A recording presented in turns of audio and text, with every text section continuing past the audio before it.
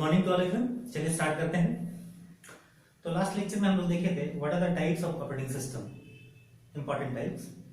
Now इसी में हम लोग आगे देखते हैं कि ऑपरेटिंग सिस्टम जो सर्विसेज प्रोवाइड करता है वो क्या क्या है, और एक एब्स्ट्रैक्ट व्यू जो जनरली हम लोग बोलते हैं abstract view of operating system. Okay, तो ये जनरली ये जो लेक्चर है ये सब थ्योरेटिकली पढ़ते हैं, लेकिन क्या है कि एक कोर्स के कंप्लीशन के लिए कुछ अधूरा न रह जाए उसके लिए जरूरी है। फिर ये आपको ऑपरेटिंग सिस्टम को डिटेल में समझने में भी बहुत काम आएगा। ठीक है, तो अगर हम इसको डायग्रामेटिकली दिखाएं तो ये कुछ ऐसा शेप बनता है, एक फिगर से हम दिखा रहे हैं। ये क्या लिखे हम, abstract view of the components of A computer system. तो अगर पूरे कंप्यूटर सिस्टम की बात करें तो सबसे अंदर में जो है इनर मोस्ट वो है computer hardware, what we can touch. ठीक है ना। नाउ इसके ऊपर है ऑपरेटिंग सिस्टम, इसके ऊपर है आपका जो एप्लीकेशन प्रोग्राम्स, और उसके ऊपर है यूजर।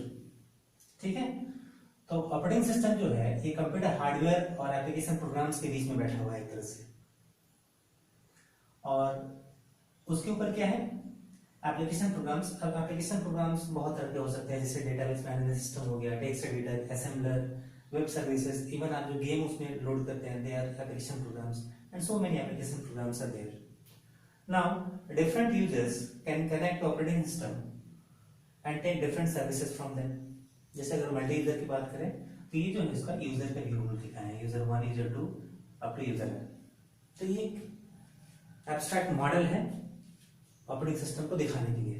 नाउ अब हम लोग देखेंगे what are the services provided by operating system. तो ऑपरेटिंग सिस्टम जो सर्विसेज प्रोवाइड करते हैं उनमें मेनली जो सबसे पहला है, अगर हम बात करें तो सबसे पहला और सबसे इंपॉर्टेंट जो है वो है प्रोग्राम एग्जीक्यूशन। ठीक है, क्योंकि ऑपरेटिंग सिस्टम का डेफिनेशन ये बोलता है operating system is a system software. Software की शॉर्ट में लिख रहे हैं system software which acts as an intermediary between user and computer hardware. ठीक है, मतलब कंप्यूटर हार्डवेयर और यूजर के बीच में ऑपरेटिंग सिस्टम है। तो जनरली हम जानते हैं अगर हम कंप्यूटर हार्डवेयर की बात करें कंप्यूटर की बेसिकली, तो उसको सिर्फ एक ही लैंग्वेज समझ में आता है, वो है machine language which is in the form of binary. ठीक है, तो अगर इसको मैं ऐसे समझ सकते हैं एक पर्टिकुलर पर्सन है उसको संस्कृत समझ में आती है और मुझे इंग्लिश, तो फिर हमारा कम्युनिकेशन नहीं हो सकता। तो बीच में ऐसा कोई चाहिए जिसको दोनों लैंग्वेज आता हो, तो मुझसे इंग्लिश में सुनेगा, उसको संस्कृत में ट्रांसलेट करके उनको संस्कृत में सुनाएगा, उनका संस्कृत में सुनेगा और उसको इंग्लिश में ट्रांसलेट करके वो मुझे बताएगा, तो फिर हमारे बीच में कम्युनिकेशन पॉसिबल है। तो एक तरह से ऑपरेटिंग सिस्टम क्या है, वो इंटरमीडिएट की तरह काम कर रहा है। And the most important functionality of operating system is to provide an environment in which user can execute their programs. ये सबसे मेन उसकी रेस्पॉन्सिबिलिटी है। ठीक है, एक ऐसा एनवायरनमेंट प्रोवाइड करना जिसमें यूजर्स अपने प्रोग्राम को एफिशिएंटली और आसानी से रन करवा पाए। इसीलिए जो हम लोग ये डेफिनेशन ऑपरेटिंग सिस्टम का ये ऐसा हम लोग लिखते हैं। नाउ हम लोग क्या बोले कि सबसे पहला फॉरमोस्ट है वो है प्रोग्राम एग्जीक्यूशन। प्रोग्राम एग्जीक्यूशन का मतलब है, हम लोग पहले ही बोल चुके हैं पहले लेक्चर में, अगर प्रोग्राम को रन करवाना हो अभी भी तो उसको मेन मेमोरी में लोड करना जरूरी है। तो उसको लोड करना, मेमोरी मैनेजमेंट का काम, ये सारा कुछ प्रोग्राम एग्जीक्यूशन में आता है ना। दूसरा जो है वो है GUI, मतलब ग्राफिकल यूजर इंटरफेस। तो अगर हम पहले ऑपरेटिंग सिस्टम की बात करें, अभी भी ऐसा नहीं कि पहले जैसे यूनिक्स में वो कमांड बेस्ड होते हैं, लेकिन वहां बाद में क्या, जैसे विंडोज देखिएगा, Windows they are mainly graphical user interface. ऐसा नहीं कि यूनिक्स ग्राफिकल यूजर इंटरफेस को सपोर्ट नहीं करता, उसमें भी है, लेकिन पहले की बात करें तो जनरली जैसे DOS they are command based, तो वहां पे आप कमांड प्रॉम्प्ट में कमांड लिखते थे और वो एग्जीक्यूट होता था। तो GUI क्या है, ग्राफिकल यूजर इंटरफेस, जहां पॉइंटिंग डिवाइस से किसी चीज पे क्लिक करते हो वो सिलेक्ट होता हो विंडोज के फॉर्म में। ठीक है, माउस बटन आप माउस से क्लिक करते हैं और ओपन हो जाता है ना, तो ये ग्राफिकल यूजर इंटरफेस का एग्जांपल है। तो ये ग्राफिकल यूजर इंटरफेस प्रोवाइड कराना भी ऑपरेटिंग सिस्टम की रिस्पांसिबिलिटी है। तीसरा अगर हम बोले तो फाइल सिस्टम मैनेजमेंट का काम भी ऑपरेटिंग सिस्टम का है। अब फाइल हो सकता है एक प्रोग्राम रन करते वक्त किसी फाइल से रीड करे, उसमें राइट करे, डायरेक्टरी को रीड करे, राइट करे और परमिशंस, तो जितना भी ये चीज रिलेटेड है वो ऑपरेटिंग सिस्टम मैनेज करता है। ठीक है। अगला है इनपुट आउटपुट ऑपरेशन। एक प्रोग्राम को एग्जीक्यूट करने के लिए उसको बीच में हो सकता है कुछ इनपुट चाहिए और वो कुछ आउटपुट दे। तो इनपुट आउटपुट से जो रिलेटेड ये है, ये क्या है, ऑपरेटिंग सिस्टम की जिम्मेवारी है। नाउ अगला जो है वो देखेंगे कम्युनिकेशन। अब क्या है, अगर हम प्रोग्राम को डिवाइड करें दो ब्रॉड कैटेगरी में या प्रोसेस को डिवाइड करें दो ब्रॉड कैटेगरी में, तो हम बोल सकते हैं दे आर स्टैंड अलोन, या स्टैंड अलोन बोलना ठीक नहीं होगा, इसको हम लोग लिखते हैं इंडिपेंडेंट प्रोसेसेस एंड दूसरा है डिपेंडेंट प्रोसेसेस। ठीक है।